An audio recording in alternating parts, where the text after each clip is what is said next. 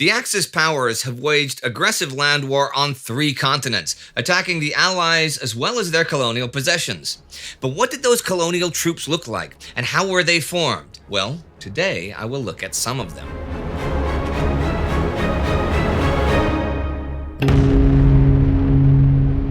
I'm Indy Neidell. This is a World War II special episode about British and French colonial troops. On June 14, 1940, Paris fell to the Germans. But members of the French government, under the leadership of Georges Mandel, fled the capital before the enemy arrived. Their plan was to create a government in exile in French North Africa and to continue the fight with the power of France's colonies. Mandel and his colleagues, however, would not reach Casablanca in French Morocco before the Republic capitulated, and they were promptly arrested. The new collaborationist government, commonly referred to as Vichy France, demanded the full cooperation of all French colonies. But although Mandel had failed, his plan prevailed. From his exile in London, General Charles de Gaulle openly called for the continuation of the war against the Germans under a free French government.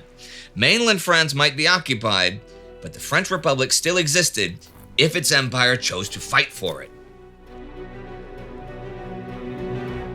At first, the situation seemed bleak. The commander of the French forces in North Africa, General Charles Nogues, accepted the armistice. North Africa remained under Vichy control. Hope for the Free French came from Félix Éboué, the governor of French Chad. He rejected Vichy France. Cameroon soon followed his example, and then French Congo and Ubangi Shari as well. By August 29th, local colonial administrators felt confident enough to declare themselves the new government of Free French Africa. De Gaulle immediately sent in General Philippe Leclerc, where he took over the government of French Cameroon. A new defense council for the empire was created and began recruiting volunteers to fight for a new army of France. With a force of Senegalese Tirailleurs, Leclerc led an offensive into Gabon, which had declared for Vichy. By mid-November, all of French Equatorial Africa was under the authority of the Free French. Now, the word tirailleur can be translated as skirmisher or sharpshooter, but by the Second World War, it was usually just a term for light infantry. The tirailleurs had fought for France since the Crimean War, and the bulk of French units in Africa was made up of tirailleurs régiments recruited from the indigenous populations. These were usually raised and recruited locally, but not exclusively. The Senegalese tirailleurs, for example, could include soldiers from different parts of sub-Saharan Africa. It was also not uncommon that African units kept part of their traditional garb, their tenue orientale, despite being clad in French uniforms. With Gabon secure, Free French Africa turns north towards the Sahara Desert. Libya is controlled by Italy, but its large frontier allows small units to infiltrate. In the Sahara, camel-mounted métairistes patrol the wells and oases. They are designated desert infantry, but their value as mobile troops now becomes apparent. Small, nomadic Arab tribes like the Shamba are incorporated into the métairiste camel companies, tasked with securing the Algerian border. The most pressing problem, though, is the allegiance of the French Army of Africa. The French Army of Africa has existed since 1830, when it was founded as an expeditionary corps that would support the French conquest of the Maghreb. Until late 1942, it actively fights against the Western Allies, but its allegiance wavers. Spoiler for later in 1942. The invasion of French North Africa with Operation Torch on November 8th prompts pro-Allied resistance groups in Algeria to rise up and capture the commander of the French Army of Africa, François Darlan. Darlan brokers a deal, and the French Army of Africa joins the Free French. Officially, the Army of Africa is segregated from the French colonial forces, although many of its elements are made up of indigenous Muslim, Arab, or Berber volunteers.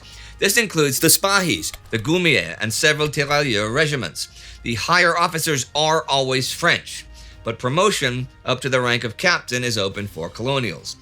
Infantry regiments like the Zouaves and Chasseurs d'Afrique are usually mixed, with a large portion of expatriate French, often referred to as pieds noirs.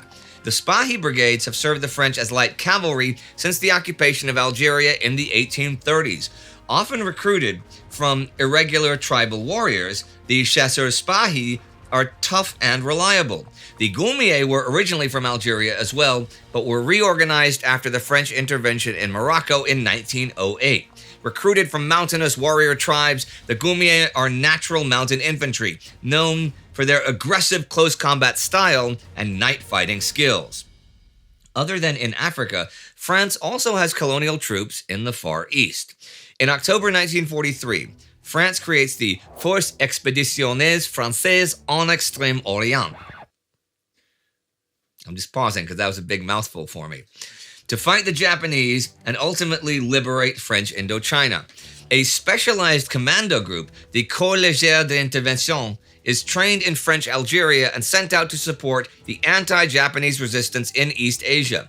Many French colonies in the Pacific declared themselves for the Free French pretty early on. French India, New Caledonia, French Polynesia, and the New Hebrides all did so. French Indochina, however, saw the most active resistance. Recruited from Annam, Tonkin, and Cambodia, the Tirailleurs Indochinois have been part of the French colonial expeditionary force since the Boxer Rebellion in China, and now they fight for the French cause once more. Perhaps no one was more shocked by the quick knockout of the French army in Europe than the military planners in Great Britain. British dominions had already pledged allegiance and mobilized, but the fall of France forced British High Command to get the most out of all of its colonies and smaller overseas possessions as well. British strategy went from directing its armed forces to making sure that all supply and communications lines with the rest of the empire remained open. Since 1882, Britain had held on to a permanent military force in Egypt, whose main job it was to guard the Suez Canal and protect the route through the Red Sea. The sea route into the Indian Ocean was of the utmost strategic value, as it provided the communications and supply chain with India and other colonial possessions in the Far East.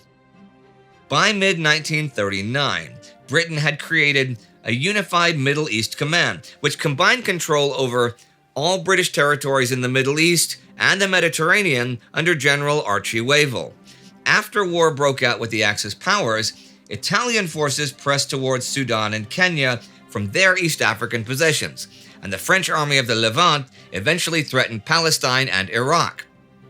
In Iraq, the British organized several auxiliary levies, often made up of Kurds and Assyrians, and smaller Arabian and Iranian tribes joined as well to support the local militias against Iraqi nationalists.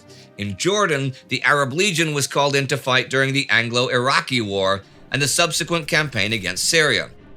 From their mandate in Palestine, the British organized local Palmach and Mista'arvim units to resist.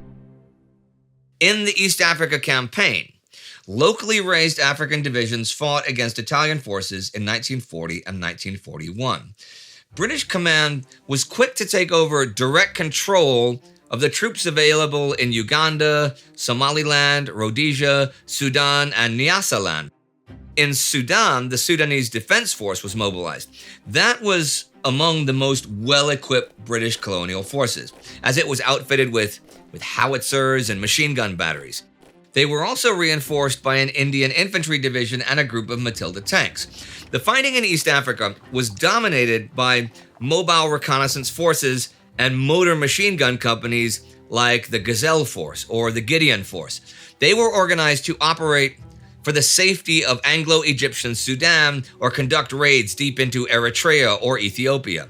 Somaliland provided a mounted camel corps made up of ethnic Somalis who served as a mobile reconnaissance and guard unit alongside other long-range desert groups.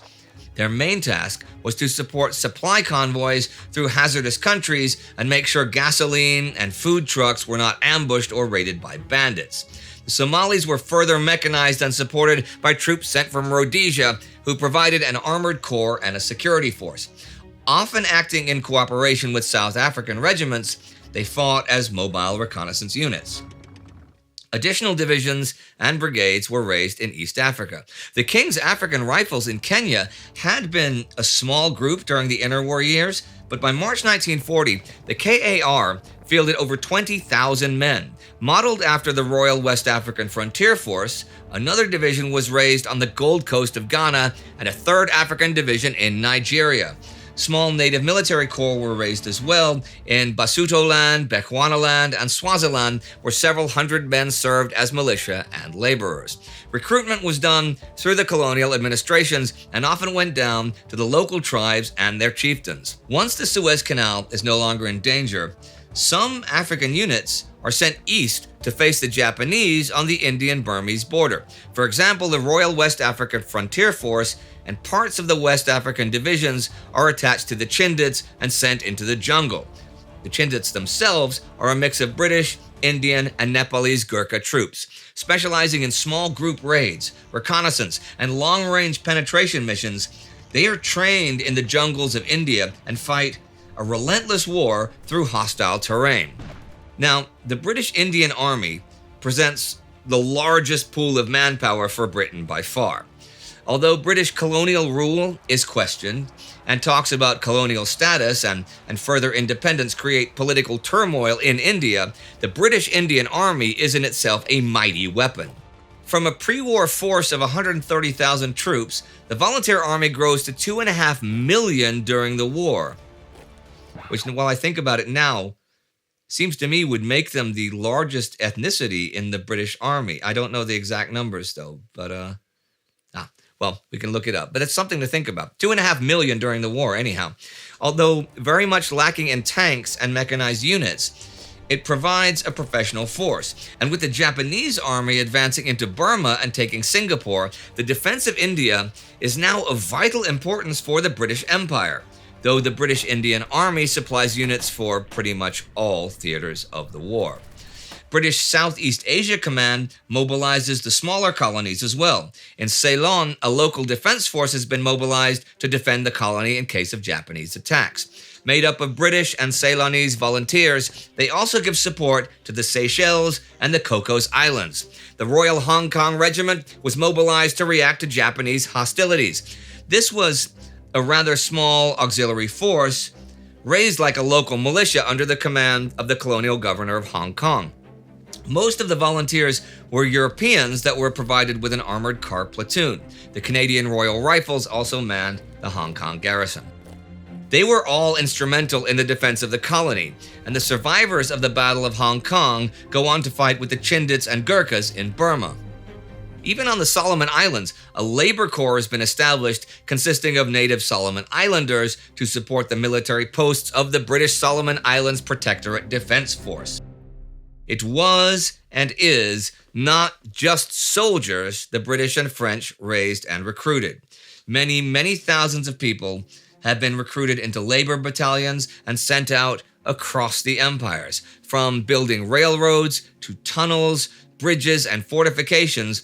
People from the colonies are put to work for the war effort. Others guard and load ammunition, work as cooks and cleaners, or man the artillery or the AA guns. It is fairly safe to say, in modern hindsight, that without the support from the soldiers of their colonies, both France and Great Britain would have had a far, far tougher time withstanding the might of the Axis. In that respect, the colonies truly did their part in saving their empires from destruction.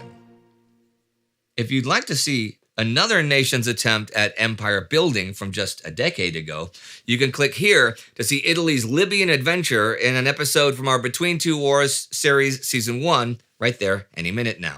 And join the Time Ghost Army at timeghost.tv or patreon.com so we can continue to make this series, that series, and many other series. Do not forget to subscribe, and I will see you next time.